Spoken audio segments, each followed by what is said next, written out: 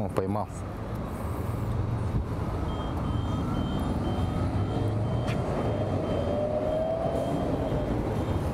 Еще один покемон. А чем тебе вообще нравится эта игра? Не знаю, ходим, гуляем.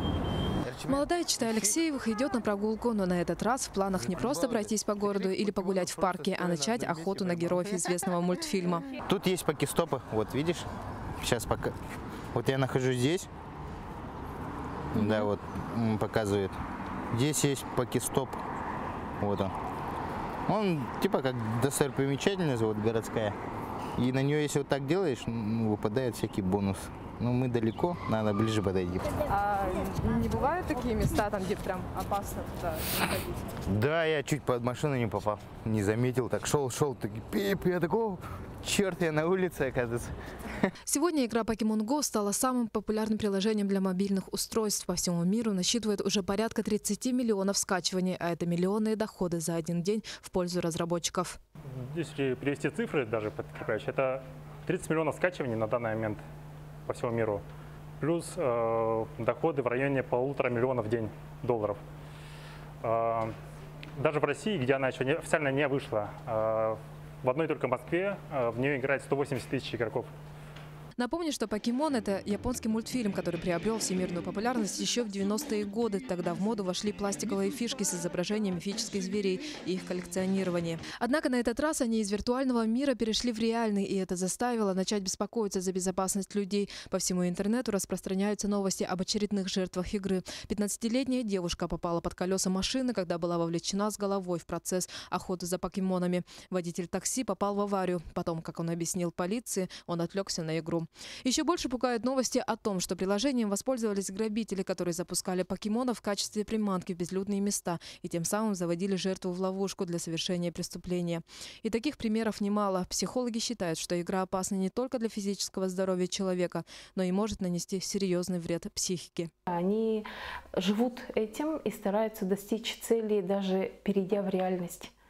То есть часто дети путают грань между виртуальным и реальным миром, и, скажем так, не добиваясь успехов таких же, как в игре, они могут сорваться на окружающих и таким образом даже нарушить закон или нормы и правила, которые есть.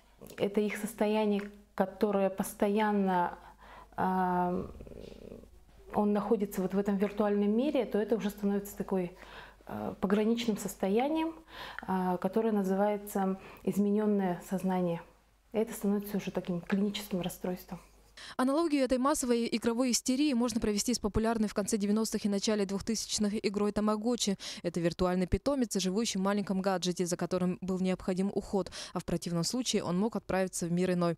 Потеря любимца порой приводила их хозяев в отчаяние, и известно множество случаев суицида на этой почве. К счастью, пока игра в покемона не привела к таким печальным последствиям. Но, как считают многие люди, она может стать причиной более глобальных проблем. Так, депутат Госдумы Денис Вороненков считает, что разработчики могут использовать игру в качестве инструмента для воздействия на умы людей, что приведет к психологической войне. В то же время парламентарий предупреждает, игроки, сами того не подозревая, могут стать соучастниками шпионажа или теракта, так как производят фото и видеосъемку окружающей их местности, а этими данными могут завладеть злоумышленники.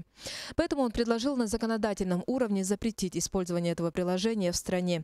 Но пока игру еще не объявили вне закона, жители республики продолжают играть и не видят в ней злого умысла. А мы же не специально играем, мы просто ходим, гуляем и заодно ловим покемонов. Более того, в ней видят даже плюсы. Это и то, что Pokemon Go заставил выйти на улицы самых заядлых игроманов, и то, что это хорошая физическая нагрузка. Ведь за одну охоту можно обойти весь город. Лично я играю в эту игру тоже, и мой маршрут до работы сильно изменился. Я вот стараюсь обойти, сделать такие зигзаги, чтобы собрать, пройтись по большей территории, собрать больше покемонов. Больше знакомых появилось, которые тоже увлекаются. И очень приятно просто на улице подходишь к какой-нибудь точке покемонов и видишь тоже люди, которые этим занимаются. И просто можно спокойно подойти, сказать: о, ты к какой команде, какие у тебя покемоны. и тоже налаживаются какие-то социальные связи. Как признался наш охотник за покемонами, игра интересна в том плане, что не надо уделять отдельное время на сидение перед компьютером, а можно просто даже по пути на работу ловить суперживотных. Но главное при этом все-таки помнить о правилах безопасности, и даже самый ценный и редкий покемон не стоит жизни человека. Конечно, можешь сидеть прямо на дороге, я думаю. Вот, случилось. Переходим дорогу. Саргалана Захарова, Гавриил Дьячков, Якутия. День за днем.